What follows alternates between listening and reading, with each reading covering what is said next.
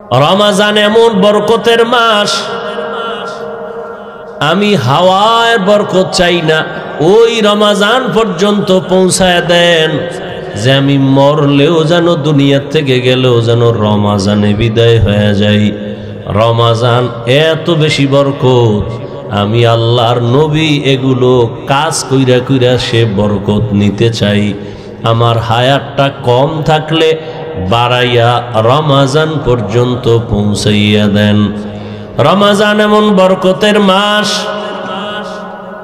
শয়তানের শিকলে বান্দা, জাহান্নামের দরজা বন্ধ, জান্নাতের সব দরজাগুলো খোলা। রমাজান এমন বরকতের মাস, একটা রোজাদার যখন রোজা রাখবে, রোজা অবস্থায় যদি বান্দা ঘুমায় থাকে, আমল নামায় সওয়াব লেখতেই থাকবে। এমন বরকতের মাস,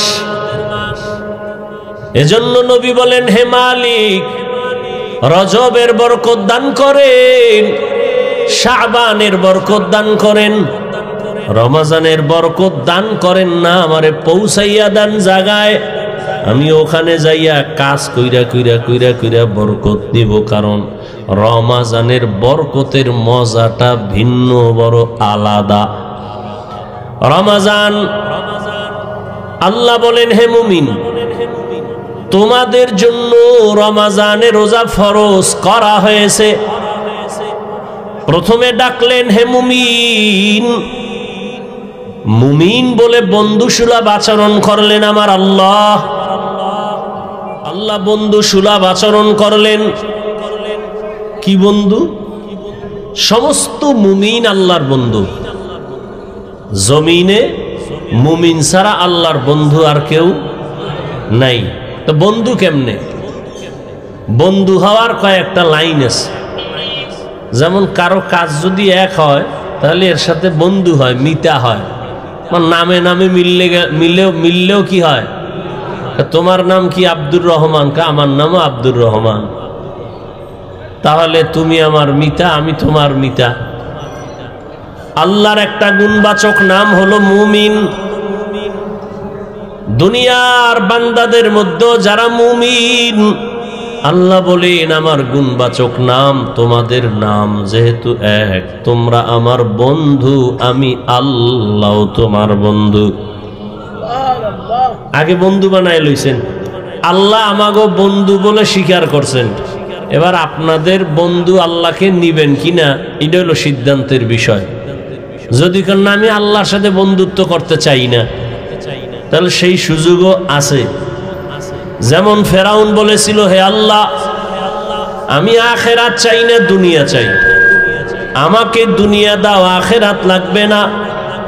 আল্লাহর ওয়াদা কোরআনে, মান কানা ইউরিদুল আজিলাতা আজ্জালনা লাহু ফিহা মা নাশাউ লিমান নুরিদ সুম্মা জাআলনা লাহু জাহান্নাম ইয়াসলাহা মাযমুমান মাদহুরা।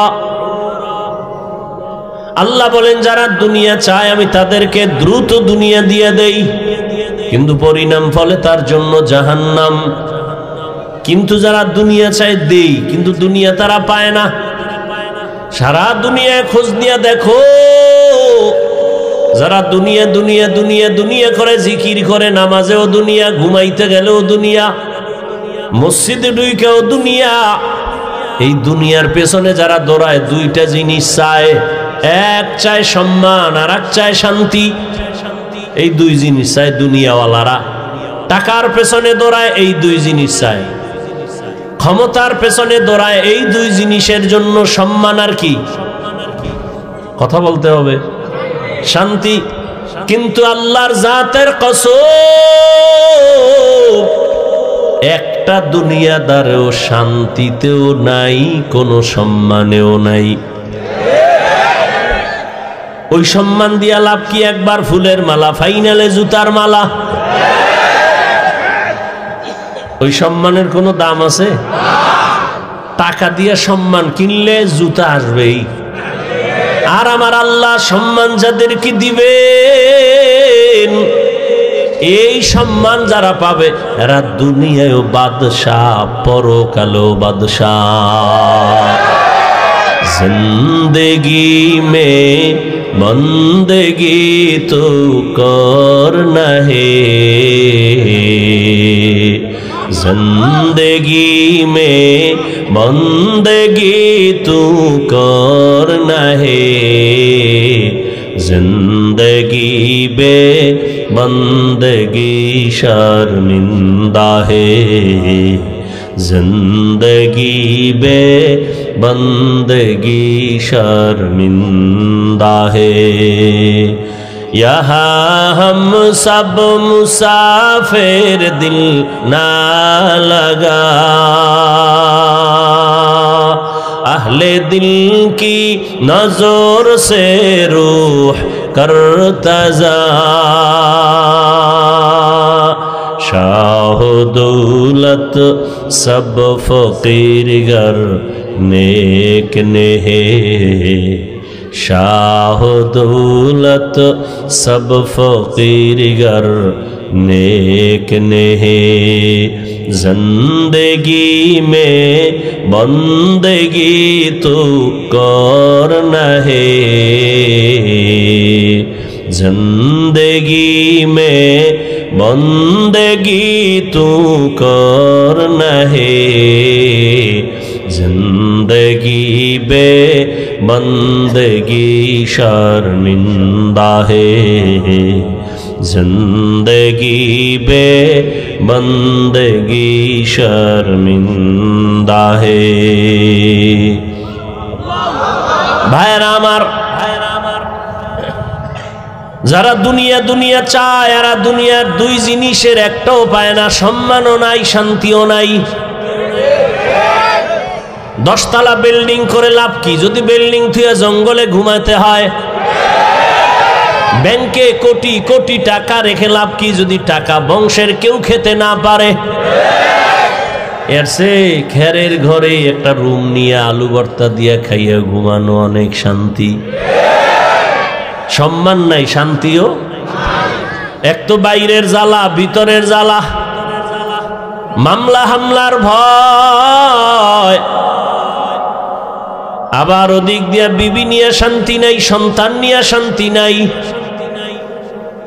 আর যারা নবীর আদর্শ নিয়ে আছে এদের সম্মানও আছে, শান্তিও। যদিও টাকা নাই, পয়সা নাই, বাড়ি নাই, গাড়ি নাই, তবে কোনো ঝামেলা নাই, পেরেশানি নাই। 5 বেলার নামাজ পড়ে দৈনন্দিন যা কামাই করে তা নিয়া, পরিবার সন্তান নিয়া মোটামুটি তার জীবন চলে। মামলারও ভয় নাই, হামলারও কোনো ভয় নাই। এ সম্মান কে দান করেন? আল্লাহ তাআলা বলেন, ও মুমিন, আমি তোমাদের বন্ধু বলে স্বীকার করে নিলাম। তোমরা আমাকে বন্ধু যদি বানাও তাহলে কথা চলবে। আমি আপনাদের মোহাব্বতের নজরে বন্ধু বলে ডাকলাম, আপনারাও যদি বন্ধু বলিয়া স্বীকার করেন তো কথা বলতে মজা হবে। এই মিয়া এক হাতে তালি বাজেনি? আপনি একজনের কইলেন আমি তোমাকে ভালোবাসি, হে কয় আমি তোমারে বাসি না, তাহলে আর বাঁশি বাজবে?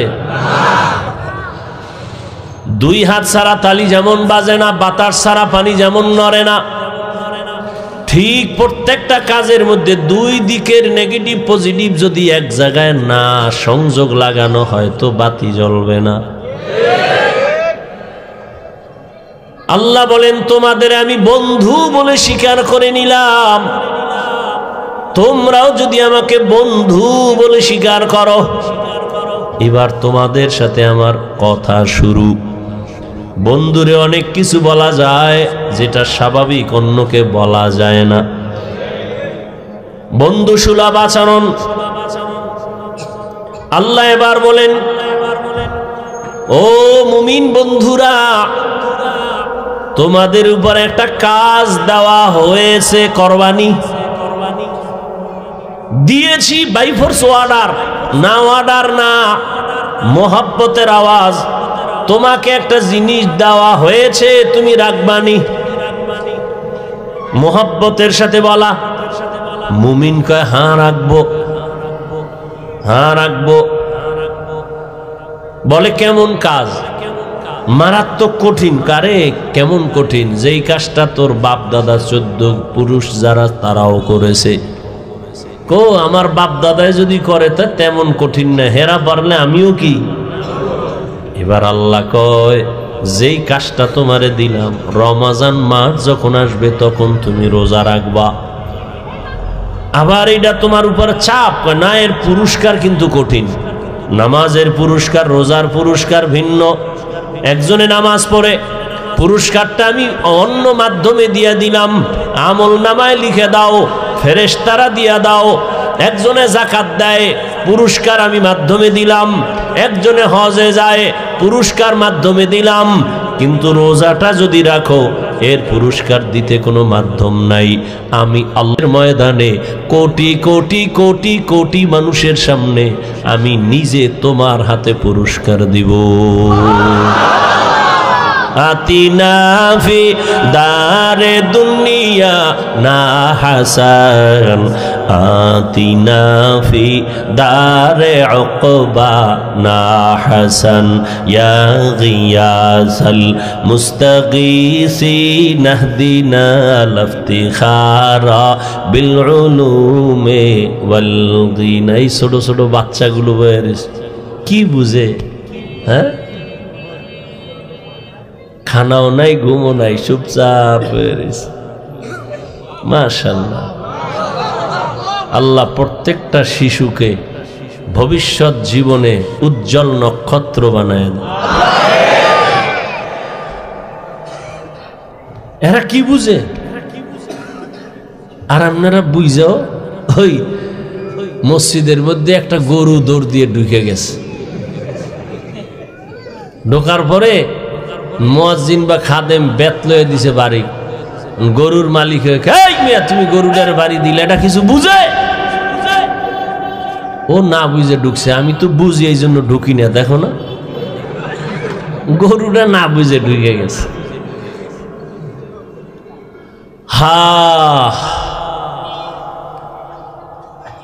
প্রত্যেকটা মা বাবা যদি সব সময়, প্রত্যেকটা মানুষ যদি রসুলকে ইস্তেহজারে নিয়ে আসে ভাবনার মধ্যে, যে শিশুর সাথে রসুলের আচরণ কেমন ছিল, কি ছিল, ওটা দরকার নাই, শুধু এতটুকু ভাববে কি ছিল। আস্তে করে বান্দা দুর্বল হয়ে যাবে, অন্তত শিশুর সাথে জুলুম হবে না। প্রত্যেকটা বাবায় যদি ভাবে রহমতের নবী সন্তানের সাথে কেমন আচরণ করেছিলেন, কি আচরণ করছেন এটা জানার দরকার নাই, খালি ভাবতে থাকবে কি আচরণ করেছিলেন, অন্তরে আসবে রহমতের নবী তো খারাপ আচরণ করেন নাই। তাহলে তার দ্বারা কিছু হোক না হোক কিন্তু জুলুম হবে না। একটা স্বামী যদি চিন্তা করে রহমতের নবী আমার তাদের স্ত্রীদের সাথে কেমন আচরণ করেছিলেন, এতটুকু যদি ভাবে, কোনো স্বামী স্ত্রীর উপরে জুলুম করবে না। প্রত্যেকটা শিক্ষক, আমার রসুল শিক্ষক, আনা বুইস্তু মুআল্লিমা, রসুল শিক্ষক, আমার মায়ার নবী শিক্ষক। সাহাবাদের ছাত্র বানাইয়া রহমতের নবী কেমন আচরণ করেছেন, প্রত্যেকটা শিক্ষক যদি এই ভাবনাটা ভাবে, কখনো ছাত্রের সাথে কখনো জুলুম হবে না। প্রত্যেকটা কাজের মালিক যদি কর্মচারীর ব্যাপারে ভাবে, রহমতের নবী তার কর্মচারী, তার খাদেমদের সাথে কেমন আচরণ করেছেন।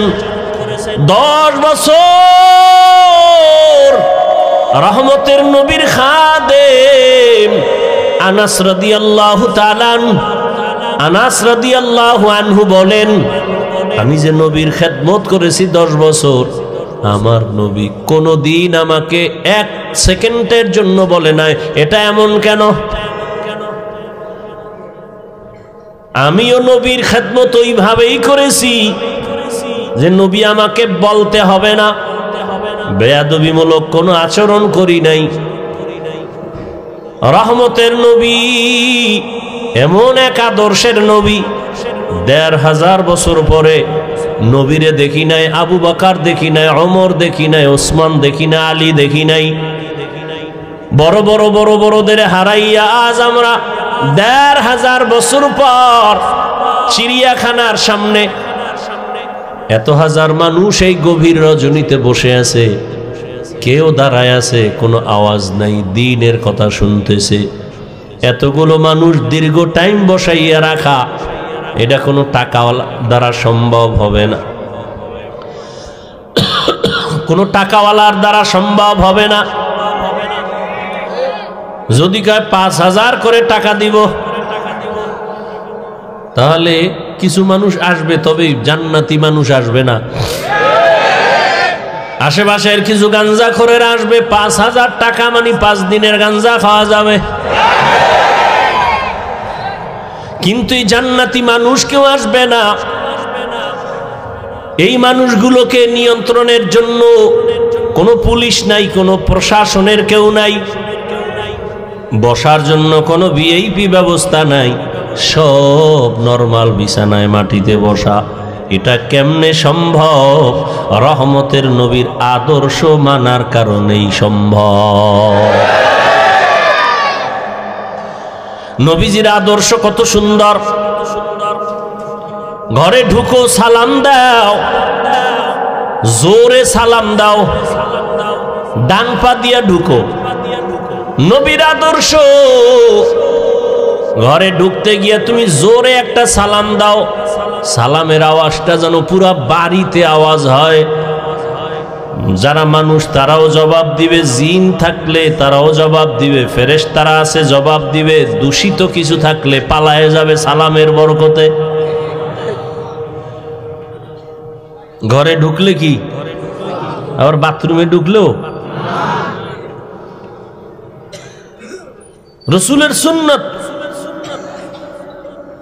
এরপরে একবার আলহামদু সূরা, 3 বার কুল হু আল্লাহ সূরা পড়বে। আল্লাহ রসুল বলেন পুরা বাড়ির মধ্যে রিজিকের বরকত নাজিল হতে থাকবে। তো রমজানের মাস বড় বরকতের মাস, এটা 3 ভাগে ভাগ করা। রহমতের 10 দিন, মাগফিরাতের 10 দিন, নাজাতের 10 দিন। এই বরকতের মাস আল্লাহ কেন দিয়েছেন? তাকওয়া অর্জন করার জন্য। তাকওয়া মানে আল্লাহর ভয়। আল্লাহর ভয় মানে কি? বলে আল্লাহর ভয়টা যার অন্তরে থাকবে ওই বান্দার নাম হবে মুত্তাকি। মুত্তাকিনদের জন্য বিনা হিসাবে জান্নাত। আল্লাহর ভয় যার অন্তরে থাকবে ওই বান্দা গুনাহ কখনো করবে না। আল্লাহর ভয় এমন এক দামি সম্পদ, এই ভয়টা অন্তরে জমা করাটা রোজার দ্বারা যেমন সহজ, অন্য আমলের দ্বারা সহজ না। যেমন রোজাদারকে দেখবেন সারাটা দিন রোজা রাখে, ক্লান্ত, ইফতারির আর আধা ঘন্টা সময় বাকি, তখন এমন ক্ষুধা লাগে পেটের ভেতরে, সামনে পানি তাই পাইলেই মনে হয় এক টানে 3 লিটার থাকবে না। সামনে 10 জনের ইফতারি দেশে 10 প্লেটে, মনে মনে কে তো আমার একারই লাগবে, কি দিল। মনে মনে দোয়া ইনুস পরে 2-1 জন উঠতে যাইতো, তাহলে 2 প্লেট আমি পাইতাম। যদি বলা হয় এই রোজাদার বুঝছি খুব ক্ষুধা, তুমি দরওয়াজা জানালা বন্ধ করে যাও, একটা রুমের মধ্যে ঢুকে তুমি পানি পান করো, একা একা, কেউ দেখবে না, কোন রোজাদার করবে নি। কেন? আল্লাহর ভয়। পানির মধ্যে ডুব দিয়ে গোসল করবে, কিন্তু 1 ঢোক পানিও পান করবে না, এটাই আল্লাহর ভয়। সামনে খানাও রেডি, পেটেও ক্ষুধা, খায় না। খানাটা তো আর হারাম না, এই মুহূর্তে খায় না কেন? আল্লাহর ভয়। এই সাধনাটা বাকি 11 মাস রাখো। রোজার মাসে যেমন সাধনা করছো, ক্ষুধাও আছে, খানাও আছে, খাও না কেন? আল্লাহর আইনে জায়েজ নাই। ঠিক 11 মাস ওই আইনটা জারি রাখো, ক্ষুধাও আছে, খানাও আছে, পাইলেই খাইও না, আগে হিসাব করো আল্লাহর আইনে খানাটা হালাল না হারাম। 11 মাস এই সবক যদি আদায় করে তাহলে কেউ হারাম খাইতে পারে না।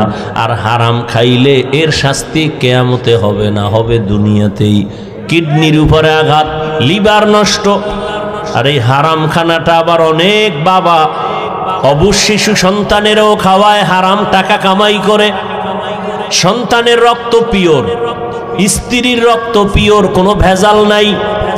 ও স্বামী নামের কুলাঙ্গার, তুমি হারাম টাকা কামাই করে ঘরের স্ত্রীর রক্ত কেন নাপাক করো বলো? ও বাপ নামের কলঙ্ক, তুমি হারাম টাকা কামাই করে তোমার অবুঝ সন্তানের রক্ত পবিত্র কেন নাপাক করো হারাম খাওয়াইয়া?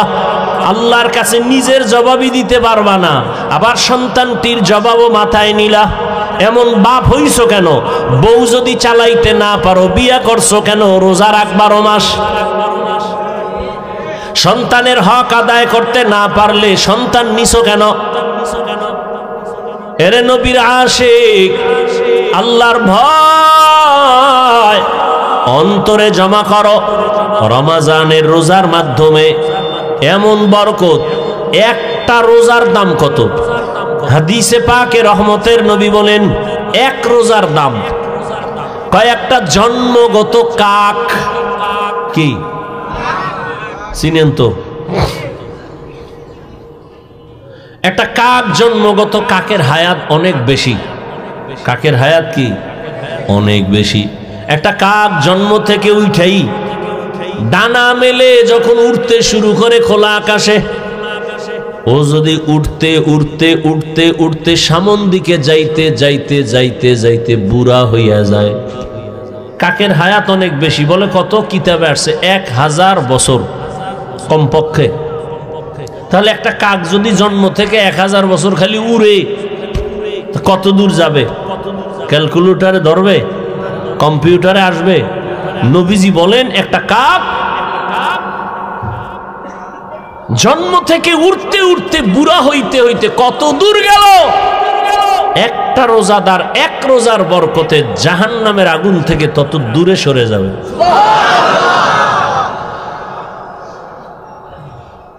এজন্যই তো রহমতের নবী সারা রমজান আমলের উপরে জীবন কাটাইলেন। এই শাবানে নবী রোজা রাখছেন। নবী বলেন প্রস্তুতি নাও, রমজানের রোজার মাধ্যমে তুমি নিজেকে পবিত্র বানায় নাও। কয়দিন রোজার হালাতে রে বাবা তুমি কষ্ট মনে করো, অথচ তোমার মতো কত আল্লাহর বান্দারা রড ফ্যাক্টরিতে কাজ করে রোজা ছাড়ে না, সিমেন্ট ফ্যাক্টরিতে কষ্টের কাজ করে রোজা ভাঙে না, রাস্তায় গাড়ি চালায় রিক্সা চালায় কষ্ট করে রোজা ভাঙে না, এমন নাই? তাহলে তুমি ছাড়ো কেন? রমজান তো এমন বরকতের মাস, একটা নফল আমল ফরজের সমান সওয়াব, একটা ফরজ আমল 70টা ফরজের সওয়াব। তাহলে এই মাস আগামী বছর পাবেন, গ্যারান্টি আছে? এত মজার এত দামি মাস, এই বরকতের মাস। রোজাদার একটা রোজার ফজিলত যদি এমন হয় তো 30টা রোজা রাখলে কত ফজিলত। আল্লাহ বলেন রোজাদার তোমার পুরস্কার কেমন? বলে আমি আল্লাহ তোমার হয়ে যাব, আর কোনো পুরস্কার নাই। পুরস্কার কি? আমি আল্লাহ নিজে তোমার হয়ে যাব। কোন রোজাদার? আবার রোজাদারের মধ্যেও কিছু ভেজাল আছে। রোজা রাখে ঠিক, কিন্তু তারাবির নামাজ পড়ে না। আবার অনেকে পড়ে ঠিক, প্রতিদিন পড়ে না। আবার অনেকে পড়ে কিছুদিন, তাও পুরা 20 রাকাত পড়ে না। ও 8 রাকাতওয়ালা বাবারা, যদি আপনি মনে করেন 8 রাকাতের উপরে তারাবি পড়বেন না, আগামী রমজান পাওয়ার গ্যারান্টি নাই। এখনই তো বলে ফেললাম একটা নফলের মূল্য ফরজের সমান। আপনি যদি মনে করেন 8 রাকাতের বেশি তারাবি পড়বেন না, তাহলে আপনি বাকি 12 রাকাতও পড়েন, অন্তত তারাবি না মনে করলেও নফল হিসাবে পড়ে নেন। নফল হিসাবে বাকি 12 রাকাত পড়েন। কেন ছাড়বেন? আল্লাহর জন্য করবেন। এত সুযোগ পাইয়াও যদি ছেড়ে দেন, আল্লাহর কাছে কি নিয়ে দাঁড়াবেন? রমজান এমন বরকতের মাস, রহমতের নবী একদিনে এক খতম, 3 দিনে এক খতম কোরআন পড়েছেন। এই রমজানুল মোবারক দুনিয়ার লাইনেও মানুষ লাভবান হয়, আখিরাতের লাইনেও লাভবান হয়। এই রমজানের মধ্যে কয়েকটা আমল বেশি বেশি করবেন। এক তো তারাবি আছে, রোজা আছে, আর একটা আমল হলো কোরআনের তেলাওয়াত। যারা পারেন না বইলে আল্লাহর কাছে কি কইবেন? আমগোদারে না জবাব দিলেন পারি না। পৃথিবীতে যত ভাষা আছে আরবি ভাষার মতো সহজ কোনো ভাষা নেই। কোরআন শিখতে 20 ঘন্টা টাইম লাগে। কয় ঘন্টা? তাহলে আপনি প্রথম রমজানে যদি সময় দেওয়া শুরু করেন প্রতিদিন 1 ঘন্টা, তারাবির পরে অথবা সাহারি খাইয়া ফজর পরে 20 রোজায় আপনি কোরআন ধরে ফেলবেন। এত সুন্দর কোরআন, এই বয়ান শুনতেছেন কোরআনের, এত ভালো যদি লাগে সে কোরআনটা পড়েন না কেন? ছেলেকে পড়ান না কেন? মেয়েকে কোরআন শিখান না কেন? মাকে কোরআন পড়ান না কেন? ইয়া আইয়ুহাল্লাযীনা আমানুত্তাকুল্লাহ, আল্লাহর ভয় অন্তরে জমা করো। এখন ভয়টা কি? আমি যদি সবাইকে জিজ্ঞাসা করি কারা কারা আল্লাহকে ভয় করেন, জিজ্ঞাসা করা মাত্রই সবাই হাত উঠাবে না? কিছু চালাকেরা পারলে পা উঠায় দিবে, বলবে আমরা 4 হাত পায়ে আল্লাহরে ভয় করি, হুজুরদের থেকেও বেশি ভয় করি, নামাজ না পড়লে কি হবো, দিল পরিষ্কার। অথচ আজকে ফজর পড়ে নাই, জোহর পড়ে নাই, আসর পড়ে নাই, মাগরিব পড়ে নাই, এশাও পড়ে নাই। এখানে আল্লাহরে ভয় করি। আমি 5 বেলার নামাজ পড়িয়াও বলি আল্লাহকে ভয় করি। আপনি রোজা না রাখিয়া বলেন আল্লাহকে ভয় করি, আমি রোজা রাখিয়া বলি আল্লাহকে ভয় করি। আল্লাহর ভয় আসলে আপনার অন্তরে আল্লাহর ভয় নাই। কারণ যে একজন সাপ ভয় পায়, সাপ, সে সাপ ধরবে? ওরে সাপ যেখানে থাকবে সেখানেও যাবে না। মাঝে মাঝে ঘুমের মধ্যে সাপ সাপ কয়ে চিল্লানি দেয়, ভয়। একটা সন্তান বাবাকে ভয় পায়, মাকে ভয় পায়, তার প্রমাণ মা বাবার সামনে অন্যায় করে না। একটা ছাত্র শিক্ষকের ভয় পায়, তার প্রমাণ ছাত্র শিক্ষকের সামনে অন্যায় করে না। ঠিক এই জমিনে যেই মানুষ আমার আল্লাহকে ভয় করবেন, ওই বান্দা গলায় ছুরি লাগাবে, দাড়ির মধ্যে কখনো অস্ত্র লাগাবে না। हर के दारद खौफे हक दर दिल मदाम जन्नतुल मावा देहद ओ रामक। एक दलेर दाढ़ी छोड़ो আর এক দলের নাই। ছোটওয়ালারা মনে করে মোটামুটি জান্নাতের মাঝখানে আছি, যারা পুরা ক্লিন একদিকে চাইয়া চাইয়া ভাবতে আছে এ তো শেষ। হ্যাঁ, ভালো করে মাসআলা শুনেন। যারা দাড়ি ছোট রাখে, ক্লিন রাখে, দোনো দলের গুনাহ সমান। দোনো দলের গুনাহ, গুনাহ টুনা তো পরকালের ভিডিওডি মরার পর নগদ একটা শাস্তি হলো যৌবন থাকবে না। এটা নগদ শাস্তি। কি থাকবে না? এই জন্য হারবাল কোম্পানির আমদানি বাইরে গেছে না, ওপেন চ্যালেঞ্জ দেয়। এই পরিমাণ বেলাজা বেহায়া জগতে আর আছে? ১৫০০ বছর আগে রসুল বলে গেছেন, লা ইমানা লিমান লা হায়া আলা, যাদের লজ্জা নাই ওদের ইমান নাই। আর মোবাইল তো আরো লজ্জা নষ্ট করে ফেললো। ঘরে ঘরে ঘরে ঘরে, রুমে রুমে মোবাইলের জেনা, চোখের জেনা, কানের জেনা, হাতের জেনা, অন্তরের জেনা। সারাটা রাত মোবাইলের দিকে তাকায় তাকায় গুনাহ, কবিরা গুনাহ দেখে, কবিরা গুনাহ দেখে। মাও দেখে, বাবাও দেখে, আমার ভাই দেখে, বোনেরাও দেখে।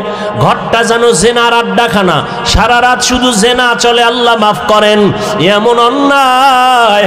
ও যুবক, 40 বছর পর্যন্ত তোমার চেহারাটা উজ্জ্বল থাকবে, নষ্ট হবে না। কিন্তু কি দুঃখ, আজ তোমার চেহারা দিয়ে তাকাইলে কেন মায়া লাগে না? কেন চেহারায় নূর নূর নাই, মোবাইলের গুনার কারণে চেহারা নষ্ট হয়ে গেছে। আর কুলাঙ্গার কিছু বাপ আছে, সাহারি খাওয়ার সময় মা ডাকে, বাবা ওঠ, দুই একটা রোজা রাখ। বাবা একা খবরদার রোজা রাখাই ওনারে বিবি, রোজা রাখলে ছেলেটার চেহারাটা নষ্ট হয়ে যাবে।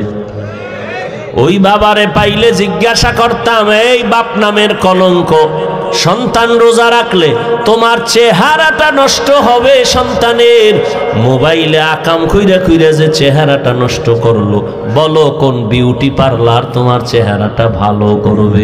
আল্লাহর কসম, মৃত্যু পর্যন্ত দুনিয়ায় কোনো মেডিসিন নাই যে সন্তানের চেহারাটা ভালো করবে, বরং 40 বছরের আগে চেহারা থাকবে উজ্জ্বল, কোনো মেডিসিন মারবি চেহারা ডিসকালার হবে, গোডা হবে, এ গোডা আর যাবে না। হ্যাঁ, যদি নেক আমল করো, তওবা করো, চেহারা আবার ফিরে আসবে। আর ঠিক মতো 5 বার ওযু কর, চেহারায় কোনো ক্রিম লাগবে না, আল্লাহর কসম। 5 বেলা ওযু কর, ওযু করবি, চেহারার নূর বেড়ে যাবে। তখন তোর নেকাব লাগায় চলতে হবে, নাহলে যে দেখবে হেই পাগল হয়ে যাবে। বলবা হাফিজ ভাই তোমার না, আমিও তোমাকে বলছি ঠিক, আমিও পরিপূর্ণ গুনাহমুক্ত হতে পারি না। যে ব্যক্তি গুনাহমুক্ত হবে, ও জিহ্বা দ্বারা যা চাইবে নগদ আল্লাহ সাথে সাথে দিয়ে দিবেন। যার চোখ পবিত্র, ও অনেক কিছু দেখবে যা সাধারণ মানুষ দেখবে না। যার জবান পবিত্র, ও যা চাইবে যখন চাইবে আল্লাহ তখন দিবেন। তো পবিত্র না তো,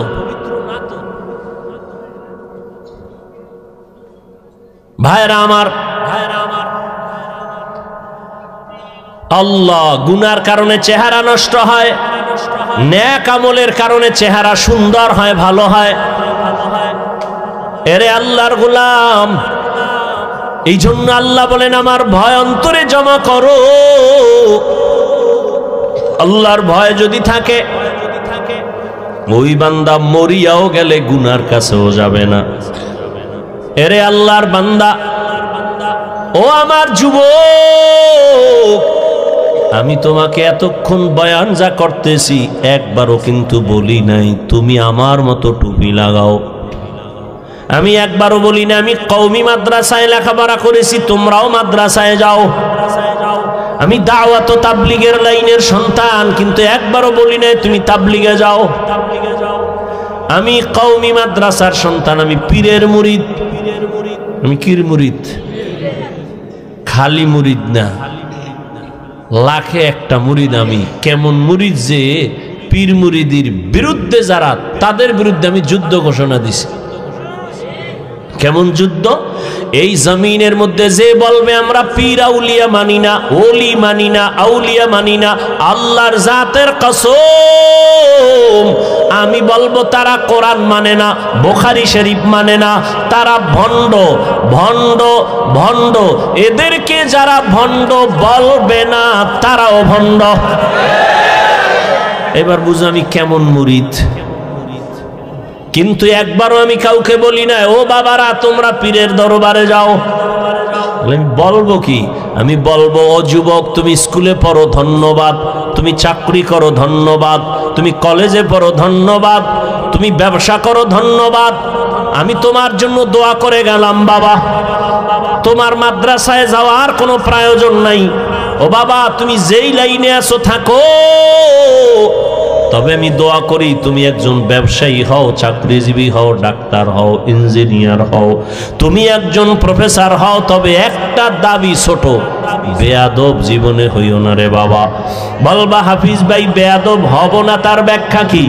3 জায়গায় বেয়াদবি করবা না তো মরার আগে জীবনটা নষ্ট হয়ে যাবে। 1 মা বাবার সাথে বেয়াদবি করবা না, 2 শিক্ষকের সাথে বেয়াদবি করবা না, 3 ওলামায়ে কেরাম মুরব্বিদের সাথে বেয়াদবি করবা না। মা বাবার সাথে যদি খারাপ আচরণ করো বদদোয়া করা লাগবে না। মা কষ্ট পায় যদি বলে আহ, এই যে একটা নিঃশ্বাস এটা আগুন হইয়া তোর কপাল পুড়ে ফেলবে। শিক্ষক যদি তোর আচরণে কষ্ট পায় বলে আহ, এই নিঃশ্বাসটা তোর কপালে লাগলে তুই শেষ। আলেমের অন্তরে কষ্ট দিলে আলেম যদি আহ শব্দ বলে তোর কপাল শেষ। এই জন্য বলি তুমি ডাক্তার হও, বেয়াদব হইও না। ইঞ্জিনিয়ার হও, বেয়াদব হইও না। চাকরিজীবী হও, বেয়াদব হইও না। তুমি ব্যবসায়ী হও, বেয়াদব হইও না। মা বাবার দোয়া নাও, শিক্ষকের দোয়া নাও, উলামায়ে কেরামের দোয়া নিয়ে সামনে আগাও। তো ডাক্তার হলেও তুমি সফল, ইঞ্জিনিয়ার হয়েও তুমি সফল, তুমি ব্যবসায়ী হলেও সফল। সবার দোয়া থাকলে দুনিয়া, সব দুনিয়া ধ্বংস হবে। আলেমের দোয়া যদি থাকে, মা বাবার দোয়ায় তুমি কখনো ধ্বংস হইবা না। ওই মা বাবার দোয়া নিয়া রহমতের নবীর আদর্শ মেনে জীবনটা চালাও। মা বাবার দোয়া নাও। এবার বাস্তবে একটু তাকায় দেখো তো, আমি যে কথাগুলো বললাম এই কথার মানদণ্ডে কেউ চলেনি। তোমার লাইনে তাকাও, জীবনে মাদ্রাসায় পড়ে নাই, জীবনে কোনোদিন মাদ্রাসায় যায় নাই, আলিফ বা তাও শিখে নাই।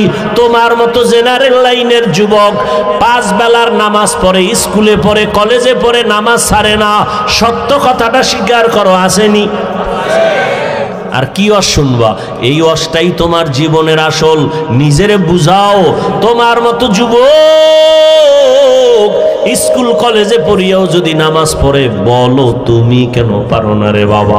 তোমার মতো যুবক তাকায় দেখো, ব্যবসা করে, চাকরি করে, র্যাব, আর্মি, পুলিশ, বিডিআর, 5 বেলার নামাজি আছে। তোমার বিবেকের কাছে প্রশ্ন, বলো তুমি কেন পারো না রে বাবা? তোমার মতো যুবক ডাক্তার, প্রফেসর, ইঞ্জিনিয়ার, 5 বেলার নামাজি, অভাব নাই, রাস্তায় গাড়ি চালায়, 5 ওয়াক্ত নামাজ পড়ে নাই, বলো তুমি কেন পারবা না রে বাবা?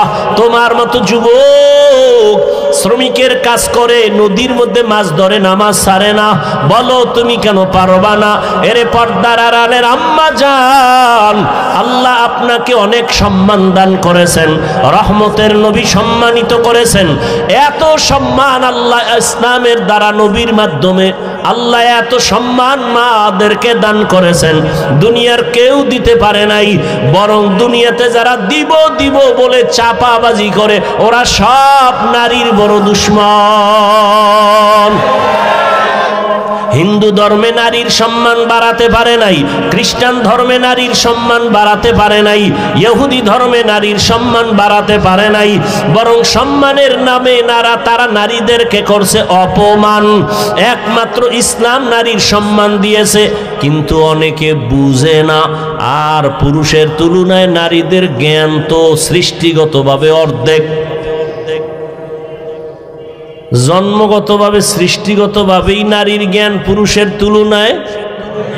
এরপর যদি নারী আবার বেগানার নজরের বরকত লাগায়, তাই তো আরো কমে। এরপরে যদি খায় হারাম, তো আরো কমে।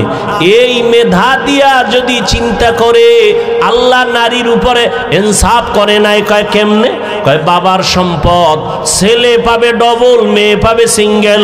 আল্লাহ মেয়েদের কম দিলেন কেন? মেয়েদেরকে কম দিয়াও যে ছেলেদের বেশি দিয়েছেন, এই বুঝার মতো আম্মা জানের মেমোরির জিবি নাই। এই মেয়ে 1 জিবি আর 4 জিবি সমান। আপনার জিবি 1, আপনি 4 জিবি লয়ে যদি ধাক্কা ধাক্কি করেন, তা আপনারটা তো হ্যাং হয়ে যাবে। আরে আম্মা জান, আপনাকে অর্ধেক দিয়াও ছেলের থেকে বেশি দিছে, এটা বুঝার মতো মেধা বুঝি আল্লাহ আপনাকে দেন নাই রে মা। ছেলে পাবে বাবার থেকে 2টা, আর মেয়ে সব জায়গায় পাবে কি? বাবার থেকে পাবে, স্বামীর থেকে পাবে, ছেলে মেয়ের থেকে পাবে। এরপরে যদি কয় বাপ নাই, ছেলে নাই, মেয়ে নাই, কিচ্ছু নাই, আমি একা। আল্লাহর আইন হলো, ইসলাম কয় নারীদেরকে ঘরে বসাইয়া বসাইয়া সম্মানের সাথে ওরা খাবে আর ঘুমাবে, সরকার ওদের সব খরচ দিবে। নারীদের কষ্ট দেওয়া যাবে না। কত সম্মান ইসলাম দিয়েছে, কিন্তু কুলাঙ্গারেরা ভুল মেসেজ দিয়া নারীদেরকে বেপরদায় নামাচ্ছে। পরিণামে নারীরা হচ্ছে আরো অপমান। আল্লাহ হেদায়াত দান করেন। এরে আম্মা জানেরা, এত সম্মান আল্লাহ আপনাদের দান করেছেন, এ দুনিয়া আপনারা যদিও নবী না, তবে সব নবীদের মায়ের মতো মা, সাহাবাদের মা, আপনারা আলেম হাফেজে কোরআনের মায়ের মতো বড় দামি মা। এরে আম্মা জান, আপনারা তো খাদিজা রাদিয়াল্লাহু আনহার মতো নারী, ফাতেমা রাদিয়াল্লাহু আনহার মতো নারী, আয়েশা রাদিয়াল্লাহু আনহার মতো নারী, ইসমাঈল নবীর মা হাজেরা আলাইহা সালামের মতো দামি নারী। আপনারা তো ঈসা নবীর মা মারিয়াম আলাইহা সালামের মতো দামি নারী। এ দুনিয়াতে আল্লাহর এক বড় দুশমন ছিল ফেরাউন। নাম শুনছেন? বলেন তার স্ত্রীর নাম কি? আসিয়া। এত বড় বেঈমানের ঘরে থাইকা আমার আল্লাহর এত পেয়ারা রহমতের নবী বলেন, কিয়ামতের দিন আমি মুহাম্মদের সাথে আসিয়ার সাথে বিয়া হবে জান্নাতে। এরে আম্মা জানেরা, এত বড় বেঈমান ফেরাউনের ঘরে থাইকা আম্মা জান আসিয়া যদি এত দামি হতে পারে, ফেরাউনের টাকার অভাব নাই, ক্ষমতার অভাব নাই, মিশরে দাবি করে আমি বড় খোদা, কিন্তু তার ঘরে থাকিয়া আসিয়া আমার আল্লাহকে এত আপন করে নিলেন। আসিয়া এত কষ্ট ফেরাউন দিয়েছে, ধৈর্য ধারণ করে আল্লাহকে ভুলে নাই। ইন্তেকালের সময় ফেরাউন ওই আসিয়াকে ফাঁসির মঞ্চে নিয়ে গেছে। আসিয়া কাঁদতেছেন, হঠাৎ করে আবার হাসতেছে। ফেরাউন কয়, কান্না বন্ধ করে হাসো কেন রে হাসি? আসিয়া কয়, রে এ ফেরাউন, আমি তাকাইয়ে দেখি আল্লাহ পাক লক্ষ লক্ষ ফেরেশতা পাঠাইছে আমাকে স্বাগতম দিয়া জান্নাতে নেওয়ার জন্য। এবং আল্লাহ যেই জান্নাত আমি আসিয়াকে দিবেন, ওই জান্নাতের ছবি আমি এখন দেখতেছি তাকাইয়া। এত বড় বেঈমানের ঘরে থাকিয়া এই আসিয়া যদি আল্লাহর পেয়ারা হয়ে যেতে পারেন, এরে পর্দার আড়ালের আম্মা জান, এই দুনিয়াতে যত ভালো ভালো সন্তান আসছে আম্মা জান, আপনাদের আদর্শের কারণে দুনিয়ায় সব ভালো সন্তান মায়েদের অবদানের কারণে। ছোট একটা ঘটনা বলবো। মদিনাতুল মুনাওয়ারা থেকে আল্লাহর পেয়ারা এক গোলাম ভারতের জমিনে আসছেন কালেমার দাওয়াত দেওয়ার জন্য, যার নাম আপনারা জানেন, খাজা মুঈনুদ্দিন চিশতি আজমিরি রহমাতুল্লাহ আলাই। মদিনাতুল মুনাওয়ারা থেকে ভারতে ঘুরে ঘুরে ঘুরে ঘুরে কালেমার দাওয়াত দেয়। দিতে দিতে তার হাতে লক্ষ লক্ষ লক্ষ বিধর্মী কালেমা পড়ে মুসলমান হয়ে গেল। বলে কত লক্ষ? কেউ বলে 90 লক্ষ, কেউ বলে আরো বেশি। খাজা মুঈনুদ্দিন খুব খুশি। আম্মাজানের সামনে একদিন আনন্দিত হয়ে গেলেন। আম্মাজান বলে, মুঈনুদ্দিন এত আনন্দ কেন রে বাবা বলো? মুঈনুদ্দিন বলে, আম্মাজান খুশির খবর, ভারতের ভেতরে লক্ষ লক্ষ বিধর্মী আমি মুঈনুদ্দিনের হাতে কালেমা পড়েছে। আম্মাজান বলে, এই মুঈনুদ্দিন, এটা তোমার বাহাদুরি না, আমি মায়ের অবদান। কার অবদান? খাজা মুঈনুদ্দিন বলে, মা তোমার কি অবদান একটু বলো। আম্মাজান বলে, ও মুঈনুদ্দিন, তুই আমার গর্বে যখন আসছ, আল্লাহর কসম, তুই আমার গর্বে আসা পরে আমি এক রাতও ঘুমাইতাম না। আমি গভীর রাতে সিজদায় পড়ে আল্লাহর আদালতে কান্না করতাম আর বলতাম, হে মালিক, আমার গর্বের সন্তানটাকে তুমি ওলি হিসাবে কবুল করে নাও। আমি এভাবে কান্না করে করে যখন তুই দুনিয়াতে আসছো, এই মুঈনুদ্দিন, আমি মা তোকে যতদিন আমি দুধ পান করাইছি, আল্লাহর কসম, আমি যতদিন তোকে দুধ পান করাইছি আমি মা, এক ফোঁটা দুধও বিনা অজুতে তোর মুখে দেই নাই। এমন মা সারা দুনিয়ায় পাওয়া বড় কঠিন, বাংলাদেশ বাদ দেন। এমন মা, যেই মা বিনা উজুতে বাচ্চাকে দুধ দেয় না, এমন বাচ্চা তো জগৎ শ্রেষ্ঠ আল্লাহর ওলি হবে। কিন্তু খাজা মুঈনুদ্দিনের ভক্তদের উপায় কি? এরা যে বয়ে বয়ে খালি গাঞ্জাই খায়, একটার চেহারার মধ্যে মদিনার কোনো নিদর্শন নাই। এরা সব মুঈনুদ্দিনের ভণ্ড ভক্ত। আমরা আসল ভক্ত। কি খাজা মঈনুদ্দিনের মা কত ধন্য মা। খাজা মঈনুদ্দিন চিশতি আজমিরি 5 ওয়াক্ত নামাজ পড়েন নাই। সন্দেহ? মাঝে মাঝে বিড়ি টিড়ি খাইছেন, দাড়ি ছিল না। হ্যাঁ, আপনারা কি ভক্ত হইলেন? এই ভক্ত হয়ে কি নাজাত পাওয়া যাবে? কোনোদিন পাওয়া যাবে না। এখনো সময় আছে, তওবা করেন। কয়দিন আর দুনিয়ার বাহাদুরি করবেন? চোখের সামনে আপন আপন সব চলে যাইতেছে। বিশেষ করে আমার যুবক, ইদানিং কালে যুবকের মরণের লাশ আর লাশ। করোনায় যুবকের লাশ, ছাত্র জনতার আন্দোলনে যুবকের লাশ, ডেঙ্গুর মহামারীতে যুবকের লাশ, ঘুমের বিছানায় যুবকের লাশ, গাড়ির নিচে পানির মধ্যে যুবকের লাশ। ও আল্লাহর বান্দারা, এখনো সময় আছে, তওবা করে নাও। ও পর্দার আড়ালের আম্মা জান, আপনার মতো কত মা এখনো আছে বেপর্দায় চলে না, নামাজ ছাড়ে না, মোবাইলে সময় নষ্ট করে না, স্বামীর মাল খেয়ানত করে না। আপনারা কেন পারেন না? একটা সন্তানকে আদর্শ সন্তান বানাবেন, একটা সন্তানকে আদর্শ ডাক্তার বানাবেন, আদর্শবান চাকরিজীবী বানাবেন, আদর্শবান একজন ব্যবসায়ী বানাবেন। সন্তান ডাক্তার হইয়াও আপনার জন্য দোয়া করতে ভুলবে না। এরে আম্মা জান, ও বোনেরা, আপনার মতো কত মা বোন এখনো পর্দা করে নামাজ পড়ে, আল্লাহর ভয় অন্তরে জমা করিয়া রমাজান সামনে তওবা করে ফেলেন। আর বেপর্দায় চলবেন না, আর নামাজ ছাড়বেন না। মা বাবার দোয়া নিয়া স্বামীর মাল হেফাজত করবেন। স্বামীর মাল এটা আপনারই মাল, স্বামীর মনে করে খেয়ানত করবেন না। মোবাইলে সময় নষ্ট করবেন না। ও বৃদ্ধ বাবাজিরা, আপনার মতো কত বুড়ারা মসজিদে গিয়া নামাজ আদায় করে, বলেন আপনি কেন পারেন না? ও আমার কলিজার যুবক, এখনো সময় আছে, তওবা করো, অন্তরকে বুঝাও। মনে জীবনে কত মন গড়া ভাবে চলছো, মনের চাহিদা মিটাইয়া গুনাহ করেছো। মনে চাইছে নামাজ পড়বা না, পড়ো নাই।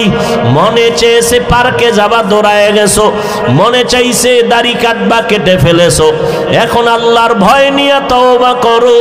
মনে মনে আল্লাহকে বলো, হে আল্লাহ, জীবনে তো গুনাহ কম করি নাই, আজকে থেকে তওবা করে নিলাম, আর নামাজ ছাড়বো না, বেপর্দায় চলবো না, মা বাবার সাথে বেয়াদবি করবো না।